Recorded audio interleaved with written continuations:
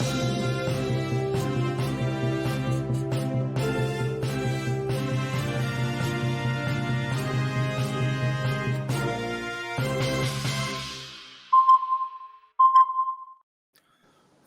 दोस्तों, ocean network में आपका स्वागत है। तो पन्नू ने क्या कहा है अमेरिका में बैठ कर के? उसका कहना है कि 2047 तक भारत नहीं रहेगा।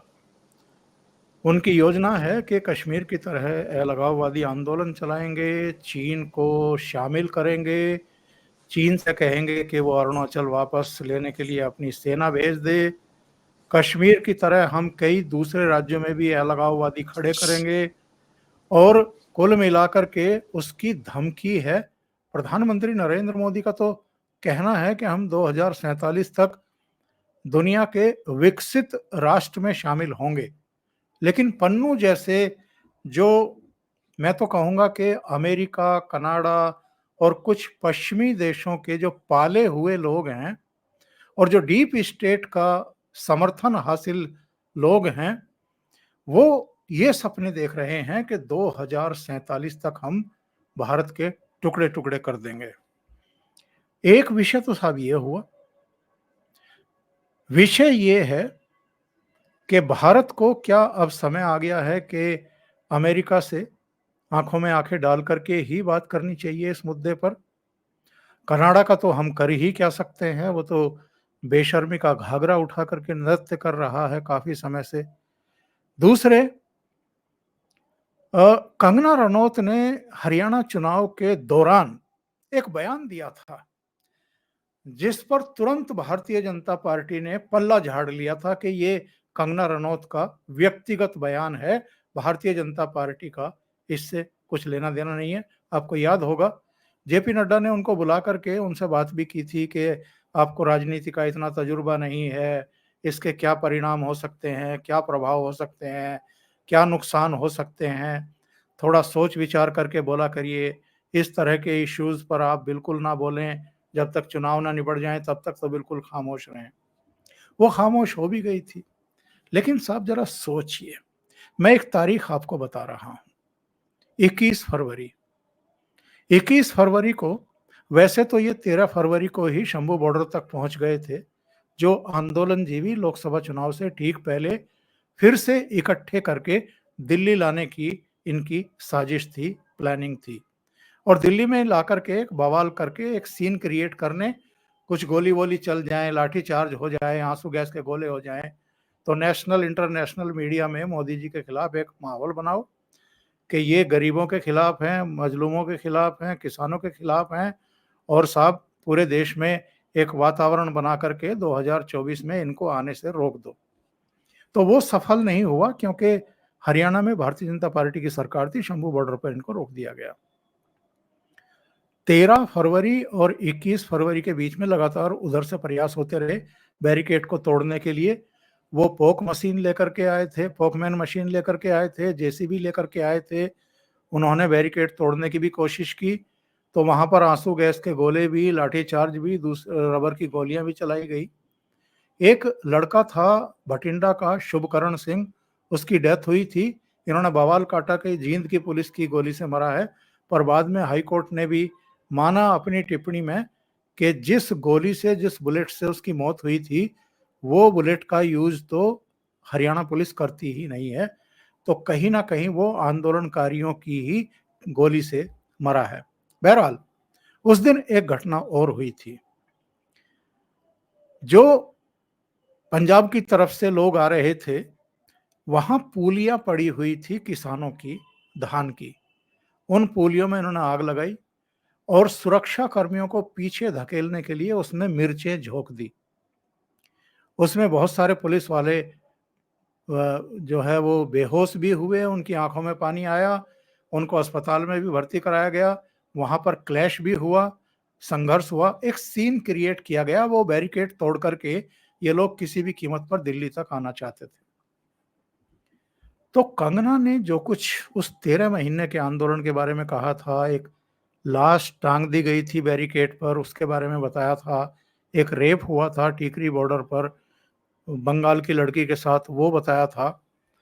तो जो हम ये सारा सीन देख रहे हैं, जो इसके पीछे की साजिशें देख रहे हैं, उसके बारे में तो कंगना ने कुछ कहा नहीं था और कंगना को तो आपने चुप कर दिया।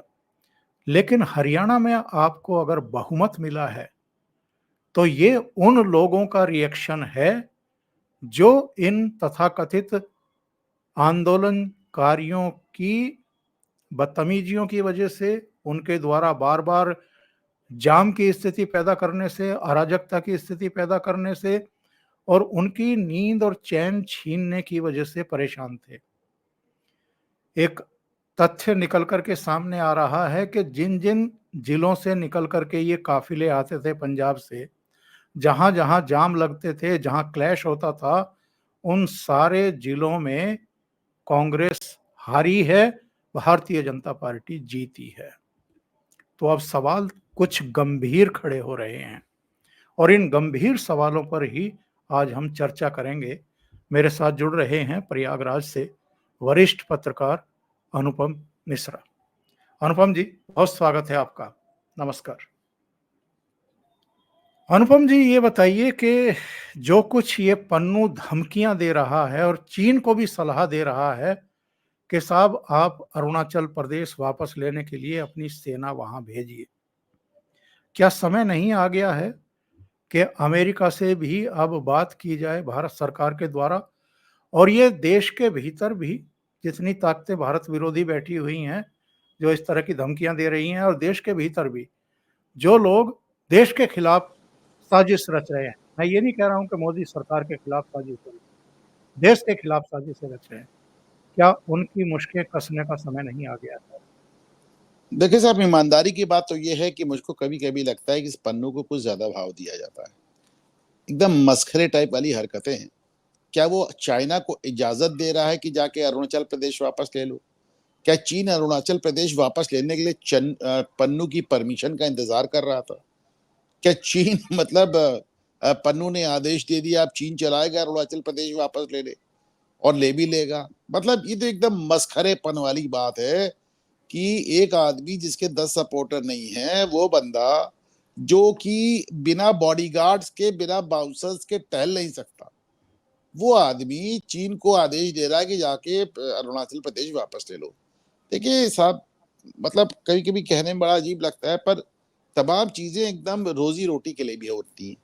ये सब आईएसआई के पाले लोग हैं और मैं आपको इसका सबूत देता हूँ। आप देखें, जब भी इनकी रैलीज़ होती हैं, जितने भी लोग आते हैं, उसमें जो प्ले कार्ड्स और जो बैनर्स होते हैं, वो सब पे सब अंग्रेज़ी में लिखे होते हैं। हिंदुस्तान के खिलाफ लिख रहे हो, पंजाबियों को उत्तेजित कर रहे हो, तो गुरमुखी में एक भी आपको बैनर नज़र नहीं आएगा। क्यों नज़र नहीं आएगा? क्योंकि वो पंजाबियों की तरफ एड्रेस नहीं होते, वो पंजाबियों को मुखातिब नहीं है, वो हिंदुस्तान को मुखातिब नहीं, वो अंग्रेज़ी में इसलिए लिखे जाते हैं, उनके आका पाकिस्तान में आईएसआई वाले देख लें। मैं फिर कह रहा हूं, इसको सोच के देखिए, इनकी सारी रैली के सारे बैनर, तुम यार खालिस्तान का आंदोलन चला रहे हो, तुम पंजाब के नाम पे राजनीति कर रहे हो, पंजाबी पंजाबी कर रहे हो, और तुम्हारे बैनर्स गुरुमुखी में ना लिख के अंग्रेजी में लिखे जाते हैं। क्योंकि इनको इनको इनको तो पर महफिल, पर रैली, पर बयान, पर वीडियो पैसे मिलते हैं ना साहब इनको। तो ये तो वो लोग हैं। रही बात भाई कनाडा में तो देखिए, आपने इतना ज्यादा सब कुछ करके देख लिया, आपने अपने यहाँ सिंह आतंकवाद को पूरी तरह पाल के देख लिया, उसके बाद क्या हाल हुआ आपका? प्रधान मतलब उनकी आप देख रहे हैं सरकार ही नहीं जा रही है, बता रहे हैं साहब उनके जो और उनके यहाँ जो सर्वेज आते हैं वो हमारी तरह के नहीं है पलट जाए। उनके यहाँ सर्वेज बता रहे हैं कि साहब जस्टिन ट्रूडो इस पार्टी के इतिहास की सबसे ह्यूमिलेटिंग हार की तरफ जा रहे हैं। जिस सिख संगठन के चलते आप सरकार चला रहे थे, जिसको आपने इतनी तवज्जो दी, उसने भी आपसे अपना समर्थन विड्रॉ कर लिया। सरकार आपकी अब गई तब गई, चुनाव में आपकी जाने की हिम्मत नहीं हो रही। सर्वे बता रहे हैं कि आप वाइप आउट हो रहे हैं, खत्म हो रहे हैं। मतलब Justin Trudeau is going down as one of the worst performing prime ministers in the history of Canada. इतना बुरा हाल आपने कनाडा का कर दिया है। और बल्कि आप ये देखें कि अमेरिका और कनाडा के संबंध जो किसी जमाने में इतने ज्यादा ब्रदरली होते थे कि ऐसे लगता था दो देश एक आत्मा, अब आपको नजर ही नहीं आएगा। आपको जस्टिन ट्रूडो अमेरिका में, अमेरिकन प्रेसिडेंट कनाडा में, या उनकी जो वार्ताएं एक फोटो फ्रेम में आपको ट्रूडो और बाइडेन नजर नहीं आते। तो ये तो इन्होंने अपने मुल्क का हाल कर दिया। रही बात पन्नू बैठ की जो अमेरिका में कह रहा है, फिर ध्यान से देखें, वो कभी भी अमेरिकी हिंदुओं के खिलाफ नहीं बोलता साहब। वो हिंदुओं के खिलाफ भड़काता हिंदुस्तान में, पर उसको मालूम है कि अगर वो अमेरिका में रह रहे हिंदुओं के खिलाफ बोलेगा तो अमेरिकी सरकार को अपने संविधान के तहत विवश होकर उसके खिलाफ कार्रवाई करनी पड़ेगी। तो अमेरिकी हिंदुओं के खिलाफ नहीं बोलता, वो अंग्रेजी में बोलेगा, अंग्रेजी में प्ले कार्ड दिखाएगा और हिंदुस्तानी हिंदुओं के बारे में बोलेगा। औकात इन लोग की, हैसियत इन लोग की ये है। अभी वो आपने देखा किसान नेता थे चडूरी, वो अकेले साहब भारत के सबसे बड़े नेता थे, वो लड़ गए हरियाणा में चुनाव, 1170 वोट मिला साहब, 1200 वोट नहीं मिला। राकेश टिकैत 2 बार अपनी मुकद्दर आजमा चुके हैं, दोनों बार जमानत जब्त, इनकी भी जमानत जब्त। ये इन लोग की औकात, ये इन लोग की हैसियत है। एक कॉरपोरेटर का चुनाव जीत नहीं सकते, मुट्ठी भर लोगों, अब भाई खिला पिला के पैसे दे के तुम वहां पे भीड़ इकट्ठा करते हो। खुद आपको योगेंद्र यादव ने वीडियो पे आके बताया कि हमारा पूरा आंदोलन उत्तर प्रदेश में पिच बनाने के लिए था। अब उस पिच पे अखिलेश यादव ठीक से बॉलिंग नहीं कर पाए तो हम क्या करें। तो उन्होंने उसको साथ छोड़ा अखिलेश यादव को, तो कांग्रेस को पकड़ लिया। फिर कहा कि साहब कांग्रेस की हवा चलेगी या कांग्रेस की आंधी आएगी या कांग्रेस की सुनामी आएगी। हरियाणा में वो भी हाल देख लिया। अब वो देखिए सोनम वांगचुक के साथ लगे। आप देखिए पहले केजरीवाल के साथ लगे, फिर अखिलेश यादव के साथ लगे, फिर राहुल गांधी के साथ लगे, अब सोनम वांगचुक के साथ लगे। यानी इस देश में जो भी खुरापात कर सके उसके साथ लग लो। आप देखिए ना कि मतलब जो आपको पन्नू नजर आ रहे हैं यहाँ के, आप समझिए अमेरिकन योगेंद्र यादव हैं। इससे ज्यादा इनकी हैसियत नहीं, इससे ज्यादा इनकी औकात नहीं। बल्कि आज मैं देख रहा था ये जो हमारे किरण रिजिजू मंत्री हैं, इन्होंने पन्नू के बयान का फोटो लगा के ट्वीट किया और कहा कि आपको ये कहने का हक नहीं है। मुझे लगा भी कि भारत सरकार का हमारा जो कैबिनेट मिनिस्टर है वो पन्नू जैसे टुटपुंजिये के ऊपर उसको बिहार ही नहीं देना चाहिए। अगर आपको कोई दिक्कत है तो आप अपने दूतावास के जरिए अमेरिकी अथॉरिटी से बात कीजिए। आप आज किरण रिजिजू ने पन्नू का फोटो शेयर किया, मुझे बहुत दुख हुआ। पन्नू की हैसियत ये नहीं है कि भारत सरकार का केंद्रीय मंत्री, कैबिनेट मिनिस्टर उसकी फोटो शेयर करे। आई ऑनेस्टली डोंट बिलीव कि ही डिजर्व्स दैट, और उनको तो नहीं करना चाहिए। रही बात कि भारत सरकार क्या कर सकती है क्या नहीं कर सकती, इसको भी समझ लें आप साहब। गोरों ने जानकर अपने देश में ऐसे ऐसे कानून बना रखे हैं कि आप आज तक विजय माल्या को वापस नहीं ला पाए, नीरव मोदी को वापस नहीं ला पाए। आप समझें, उनके उनके उन्होंने वह सोच समझ के अपने कानून बनाए हैं, और सोच समझ के कानून बनाए हैं।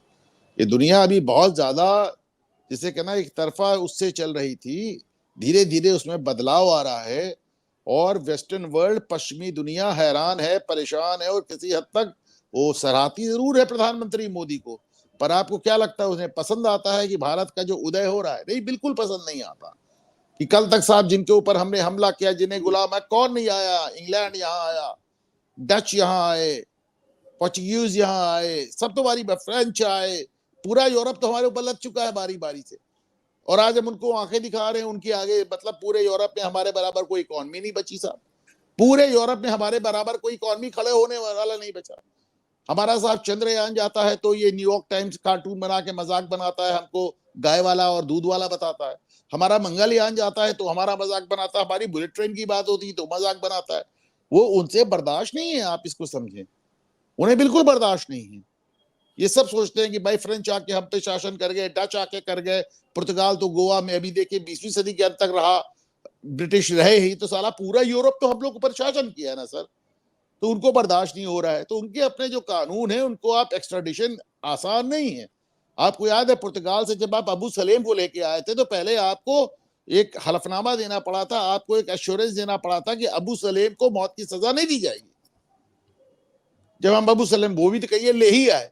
तो मेरा कहने का तात्पर्य साहब सिर्फ इतना है कि ये टुच्चे लोग हैं एकदम। आपको आपके साथ इतने दिनों से बैठ रहा हूं पर ये शब्दावली मैंने आज तक किसी के लिए प्रयोग नहीं की। ये पन्नू वन्नू टुच्चे लोग हैं। है। इनको तो पर वीडियो पैसे मिलते हैं, पर महफिल पैसे मिलते हैं, पर रैली पैसे मिलते हैं, पर बयान पैसे मिलते हैं। तो ये सब अच्छा, पाकिस्तान को देखिए, आटे के लिए पैसा नहीं है, लेकिन ये सब चीज के लिए उनके पास पैसा रहता है। तो ये एक विचित्र हाल है साहब। और मुझको ये लगता है कि मुझे पन्नू का कोई समर्थक नजर नहीं आता। मैं पंजाब में रहा हूँ, गया हूँ, देखा हूँ, मुझे पन्नू का ऐसा कोई समर्थक नजर नहीं आता। एक बार जैसे वो है अमृतपाल सिंह है, कल तक आदमी कुछ कुछ और कर रहा था, दुबई में लौट के आया, यहाँ पे भिड़ गया, अपना भिंडरा वाले का गेटअप लेके घूमने लगा, उसके समर्थक पैदा हो गए। पर पन्नू अगर चाहते हैं वो अमेरिका से वीडियो जारी करके समर्थन पैदा कर लेंगे, नहीं हो सकता। और वो समर्थन लेके करेंगे भी क्या? उनके हाथ में तो कुछ नहीं हो, तो खुद ही डरे डरे घूम रहे हैं। रोज कहते हैं भारत सरकार मुझे मार देगी, भारत सरकार मुझे मार देगी। आप आज भी पन्नू का कोई भी वीडियो देख लीजिए, वो सड़क के मतलब कदम नहीं रखते हैं जब तक उनके आगे पीछे बाउंसर ना हो। सर, आपको ऐसा नहीं लगता कि बिल्ली को देख करके अगर कबूतर आंखें बंद कर ले तो उसको लगेगा कि खतरा टल गया है? जिस पन्नू को लेकर के बीच चुनाव अमेरिका की तरफ से, बल्कि मैं कहूंगा कि व्हाइट हाउस में खड़े होकर के उसके प्रवक्ता भारत की कैफियत तलब करने की कोशिश करते हैं, यहाँ चुनाव को प्रभावित करने की कोशिश करते हैं और ये कहते हैं कि हम ये चाहते हैं कि हमने उनकी सुरक्षा को लेकर के उनको जो मारने की साजिश रची गई है, उसमें जो रॉ के अधिकारी का किसी का नाम आ रहा है और यहाँ पर एक निखिल गुप्ता गिरफ्तार हुए हैं, उसमें भारत जो है गंभीरता से कार्रवाई करे। यानी अमेरिका का डीप स्टेट भी, अमेरिका की गवर्नमेंट भी, विदेश मंत्रालय भी वो पन्नू को टूल बना करके भारत के इलेक्शन को प्रभावित करने की कोशिश कर रहा था।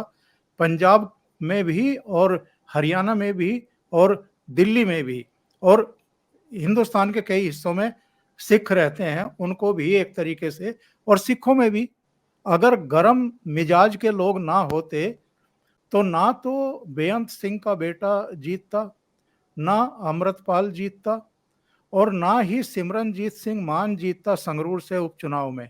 तीन तीन उदाहरण हमारे सामने हैं।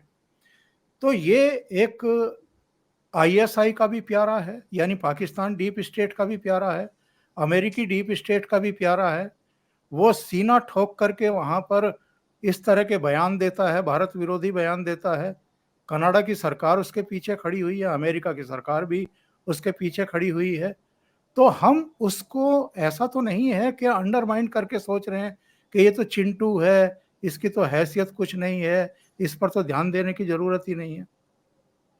ये तो मैं आपको इतनी देर से कह रहा हूं कि साहब उसको मोहरा बनाया जा रहा है। आप बताएं, पन्नू को छोड़िए, डोनाल्ड लू क्या करने आता हमारे चुनाव के बीच में? आप बताइए कि हमारे अमेरिका के राजदूत जो भारत में हैं, वो उमर अब्दुल्ला से और ओवैसी से मिलने क्यों जाते हैं? वो तो उन्होंने पूरी कोशिश की हमारे चुनाव में दखलंदाजी करने की। उन्होंने केजरीवाल को कभी मोहरा बनाया, कभी पन्नू को मोहरा बनाया। मैं तो आपको लगातार ये कह रहा हूं कि पश्चिमी जगत भारत का उदय देख नहीं पा रहा है, उनके बर्दाश्त के बाहर है कि कल तक जो हमारे कब्जे में थे, हमारे गुलाम थे, वो सब हमारे सर पे। आप सोच के देखें, पूरे यूरोप में भारत की टक्कर की एक भी इकॉनमी नहीं बची।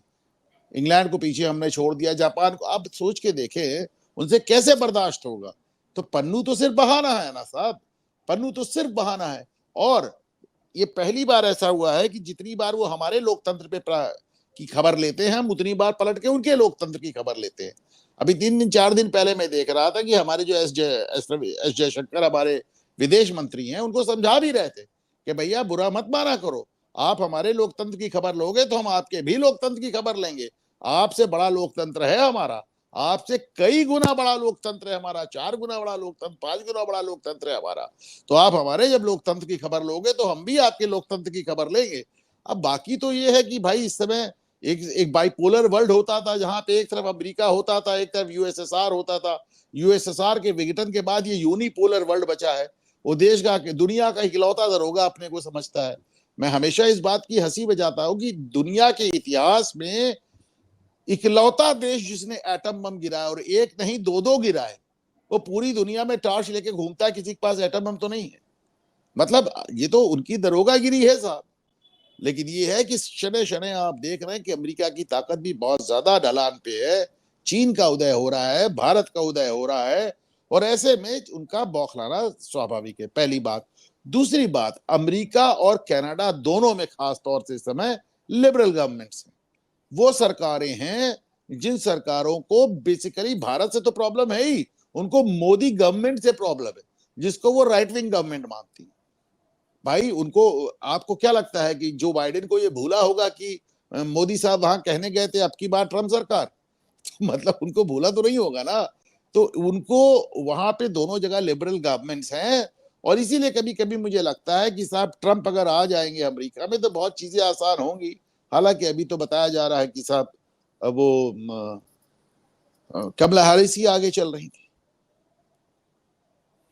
तो ये जो संकेत और संदेश मिल रहे हैं कि जिन जिन जिलों से ये पाकिस्तान के आंदोलनजीवी गुजरते थे, महंगे महंगे ट्रैक्टर लेकर के 50-50, 60-60 लाख की गाड़ियों में सवार होकर के, और डीजे बजा के जिस तरह का नंग प्रदर्शन होता था और भांगड़ा पाते थे और गाड़ियों को नचाते थे, ट्रैक्टर्स को नचाते थे, तो और उन जिलों में जो शराब के क्रेट्स और इनके निहंग जो हैं वो घोड़ों पर चढ़ करके आते थे, यानी एक पूरा आतंक का वातावरण हरियाणा वासियों के लिए पैदा कर रहे थे और दिल्ली वालों के लिए पैदा कर रहे थे। तो इसका जवाब दिया है हरियाणा के जनता की तरफ से, एक रिएक्शन आया है। अनुपम जी, हमें नहीं भूलना चाहिए 1966 अगर हरियाणा अलग सूबा बना था तो वो केवल इस बेस पर बना था कि जो सरकारें उस समय पंजाब की हुआ करती थी, मुख्यमंत्री हुआ करते थे, वो ज्यादातर सिखों के दबाव में आकर के उनकी बेहतरी के लिए फैसले करते थे। जो ये हरियाणा का एरिया है, जो हिंदी बेल्ट मानी जाती थी, इसकी उपेक्षा की जाती थी और इन दोनों में कभी नहीं बनी, हिंदी बेल्ट में और पंजाबी बेल्ट में कभी नहीं बनी। ये जो आंदोलन हो रहे थे और जबरिया ये एक तरीके से हरियाणा को कुचलते हुए दिल्ली पहुंच रहे थे, इसका जवाब लोगों ने नहीं दिया है। और ये चढ़ूनी, उसको तो औकात बता दी है, जो सबसे बड़ा नेता बनता था उसको 1170 वोट दिए हैं। तो ये क्या मोदी सरकार के लिए, भारतीय जनता पार्टी के लिए भी एक मैसेज नहीं है कि भाई हम तो इनको पसंद नहीं करते, हम तो इनको बर्दाश्त करने को तैयार नहीं है। अब आप अगर इनको बर्दाश्त करते रहना चाहते हैं तो आपको मुबारक। देखिए, पहली बात तो जो अभी आपने हरियाणा के पंजाब से अलग होने वाला छाछठ की बात की, तो मैं कभी थोड़ा सा विषयांतर के कह रहा हूँ कि समय आ गया है कि जम्मू को भी कश्मीर से अलग कर दिया जाए।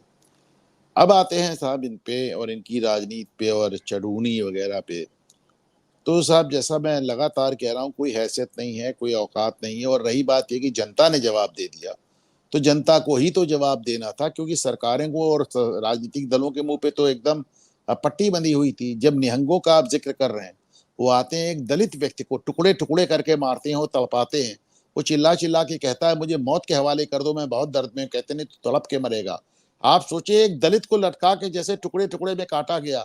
अगर वो निहंग नहीं होते, अगर वो सिख नहीं होते ओंकार जी, तो यहां से लेके यूनाइटेड नेशन तक तहलका मच गया होता, तहलका मच गया होता। लेकिन उस मुद्दे पे भी सब एकदम खामोश। तो मेरा अपना मानना है कि साहब जनता ने अपना संदेश, अपना मत, अपना दिमाग बहुत खुली तरीके से बता दिया है।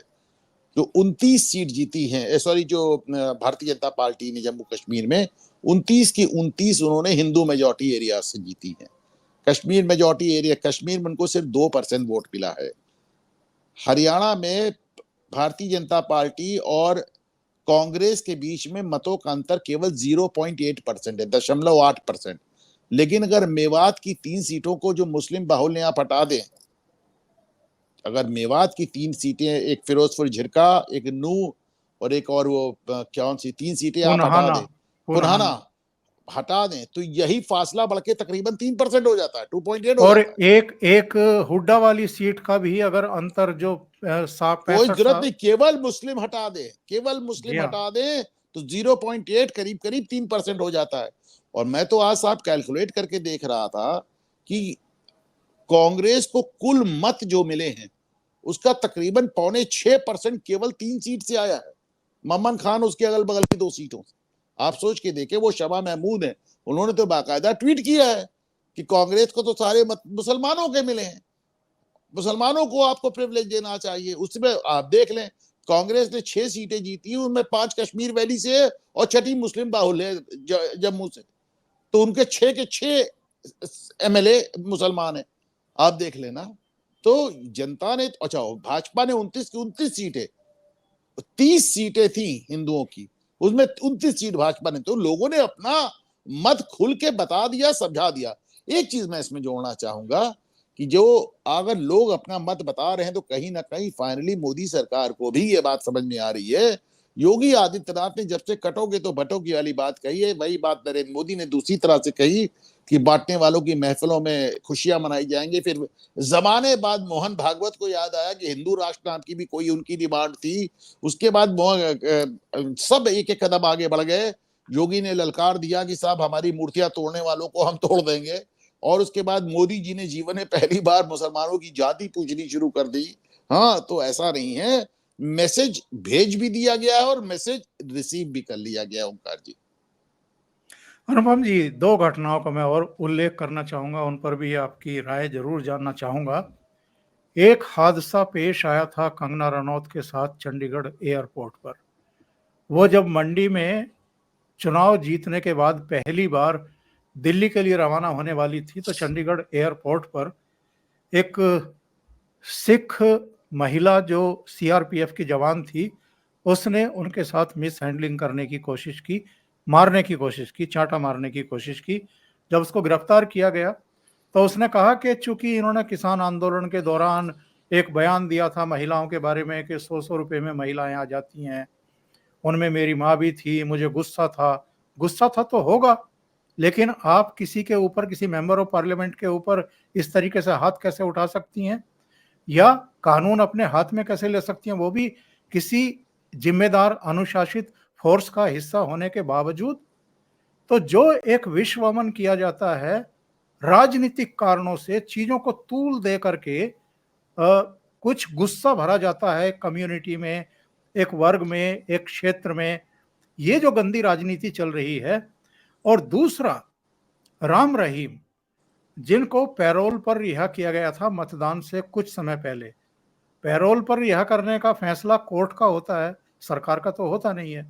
सरकार को जिस तरीके से घसीटा गया, और राम रहीम ने बाहर निकल करके अंदर खाते ही सही, लेकिन जो काम किया है, क्योंकि हमें नहीं भूलना चाहिए कि जो मोस्टली सिख हैं पंजाब के, वो भी राम रहीम के पीछे पड़े रहे हैं कुछ चीजों को लेकर के। तो जो ये अंदर की एक कॉम्प्लेक्स सिचुएशंस हैं, जिनके रिएक्शन आए हैं लोगों के भीतर से, क्या ये भी एक महत्वपूर्ण कारक रहे हैं इस जनादेश में? नहीं, डेफिनेटली रहे साहब, डेफिनेटली रहे हैं। आप इसको समझें, जाट वर्सेस रेस्ट का पोलराइजेशन की बात हो रही है। हकीकत ये है कि जाट बेल्ट में भी जहां 2 सीट जीती थी भाजपा, वहां 4 हो गए। जाट वोट भी उसने पहले के मुकाबले 2019 के मुकाबले ज्यादा पाए। 2014 जैसे नहीं पाए, पर 2019 के मुकाबले ज्यादा पाए। तो पूरा आपके सामने जनता का रिएक्शन बहुत खुलकर आया है। रही बात उस सीआरपीएफ की जवान की जिसने की कंगना रनौत पे हाथ उठाने का प्रयास किया, तो अभी कल देखा गया, और मैंने इसको शेयर भी किया था, सीआरपीएफ का एक मुस्लिम जवान है तनवीर अहमद, उन्होंने यति नरसिम्हानंद को लेकर इतनी आपत्तिजनक पोस्ट डाली है। और वो तो मामूली कांस्टेबल थी वो लड़की, ये तो असिस्टेंट कमांडेंट है, यूपीएससी से चयनित है, असिस्टेंट कमांडेंट है। फर्ज कीजिए इनकी ड्यूटी दासना मंदिर में लगी होती तो ये क्या करते? ये तो यति को गोली मार देते। फर्ज कीजिए इनकी ड्यूटी अयोध्या में और काशी में और मथुरा में लगी होती तो ये तो पब्लिक सर्विस कमीशन से चुन के आए हैं, केंद्र लोक सेवा आयोग से चुन के आए हैं, और इस तरह का पोस्ट कर रहे हैं ऐसा। तो अब ये तो क्या ही कहा जाए, मतलब सिरफिरों की कोई कमी नहीं है। आपको याद है कि ऑपरेशन ब्लू स्टार के बाद आर्मी से भी लोग छोड़ के भागे थे, अपने गन्स लेके भागे थे, हथियार लेके भागे थे। आर्मी डिजर्शन इसके पहले या इसके बाद भारतीय सेना में कभी नहीं हुआ। वो इकलौता मौका था कि ये भारतीय सेना में डिजर्शन हुआ। तो सिरफिरों की कहाँ कोई कमी है साहब। लेकिन एक बात है कि बहुत खुल के जनता अपना जनादेश सुना रही है। और पता नहीं क्यों ओंकार जी, मुझे ये लगता है कि धीरे धीरे पंजाब में भी अब आप बदलाव देखेंगे, क्योंकि पंजाब पूरी तरह से रसातल में जा चुका है। मतलब अब उनको भी कहीं ना कहीं समझ में आएगा कि हम कहाँ जा रहे हैं और क्यों जा रहे हैं।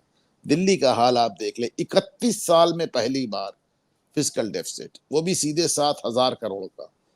तो लोग कहते हैं साहब किस स्टेट में फिस्कल डेफिसिट नहीं होता। अरे भैया, दिल्ली की बात अलग है। पुलिस भी, किसी भी प्रदेश का बहुत बड़ा हिस्सा बजट का पुलिस में जाता है, पुलिसिंग में जाता है। वहां पुलिसिंग केंद्र सरकार के पास है, तुम्हारे ऊपर कोई लोड ही नहीं है। डेवलपमेंट अथॉरिटी भी केंद्र सरकार के पास है, तुम्हारे पास कोई लोड ही नहीं है। ब्यूरोक्रेसी भी केंद्र सरकार के पास है। 2015 के बाद से दिल्ली पब्लिक सर्विस कमीशन ने अधिकारियों के अपॉइंटमेंट नहीं कर रखे। तो आपके पास ब्यूरोक्रेसी का लोड नहीं है, पुलिस का लोड नहीं है, तमाम विभागों का लोड नहीं है। आपके सिर्फ पीडब्ल्यूडी को सड़कें बनानी है, और सड़कों का हाल आपने ये कर दिया।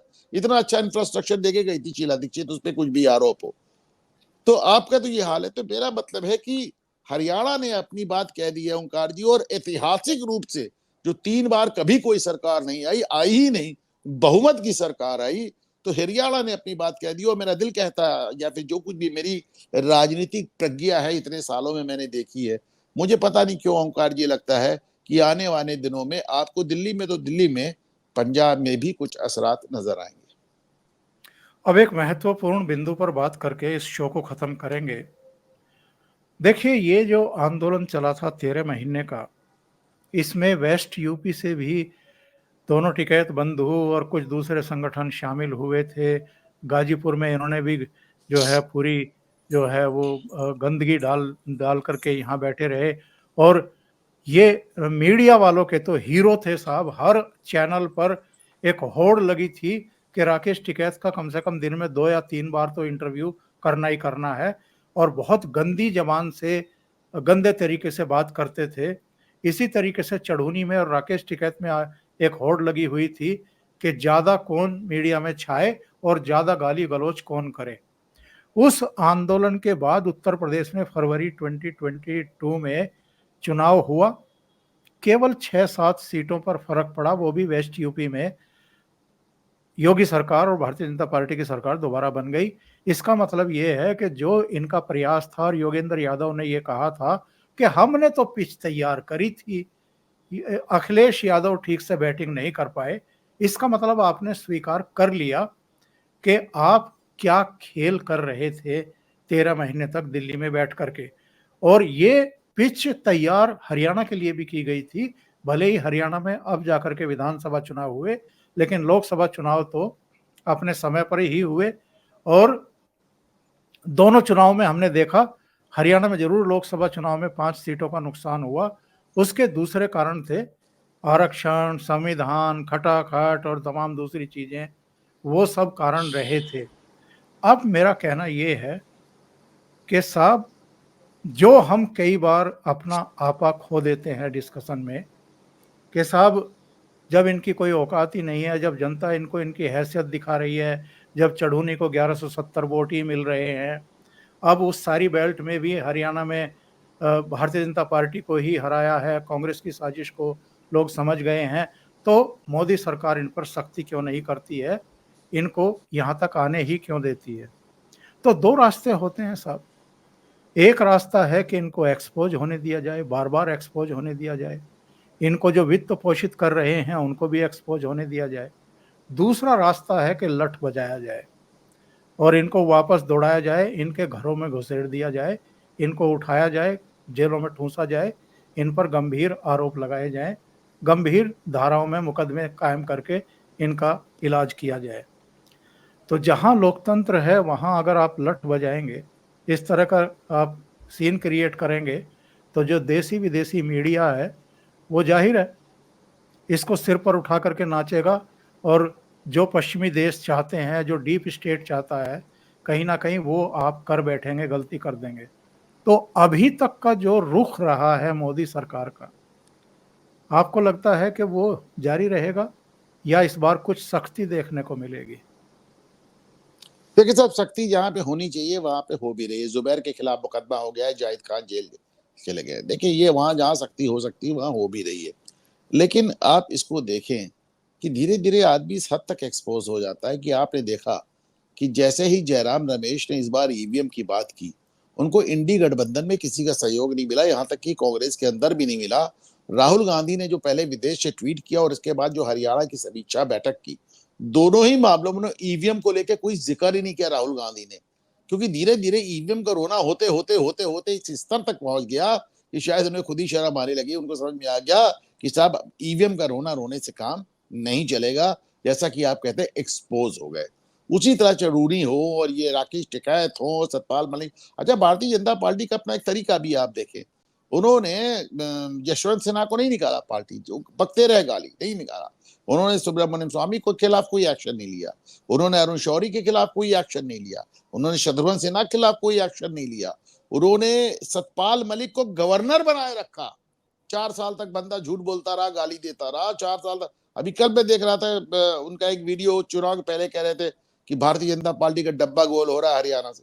बंदा सीधे टीवी पे आके कहता है कि मैंने अमित शाह और प्रधानमंत्री को लेकर झूठ बोला तो लेकिन भारतीय नरेंद्र मोदी का अपना एक अंदाज है विरोधियों को टैकल करने का। अब उसमें थोड़ा समय जरूर लगता है। अब जैसे आप देखें, राजदीप सरदेसाई को समय जरूर लगा, लेकिन फाइनली उन्होंने हलफनामा देके कहा कि मेरी पूरी स्टोरी झूठी थी। आपने देखा तीस्ता सीतलवाड़ा का मामला कितना लंबा चला, लेकिन फाइनली सुप्रीम कोर्ट को कहना पड़ा कि पूरा झूठ और फरेब का इस औरत ने पूरा एक जाल बिछा रखा था, और सुप्रीम कोर्ट को यह तक कहना पड़ा कि अगर सरकार को इसके खिलाफ कार्रवाई करने की इच्छा जरूर करे, और हुई भी। वो अलग बात है कि फिर चंचू साहब ने उसको भी बेल करा दी। बहरहाल मेरा कहने का तात्पर्य यह है कि भाई नरेंद्र मोदी एक विजनरी आदमी है, इसमें कहीं किसी को कोई संदेह नहीं होना चाहिए, लेकिन नरेंद्र मोदी एक बहुत महीन राजनीतिक भी है, बहुत ही। वरना एक चाय की दुकान से उठ के आज वो दुनिया के सबसे बड़े ताकतवर लोगों में से नहीं आते। ओंकार जी, यानी जिसको सीख देनी होती है, जिसको दंड देना होता है, दंड देने का और सीख देने का काम वो जनता पर छोड़ देते हैं। बहुत और बहुत धन्यवाद। खुद उस आदमी पे भी छोड़ देते हैं, वो अपने को खुद भी डुबो लेता है, ऐसा खुद बहुत भी वो बहुत अपने। धन्यवाद। थैंक यू सो मच अनुपम जी, आप जुड़े और महत्वपूर्ण मुद्दों पर चर्चा की।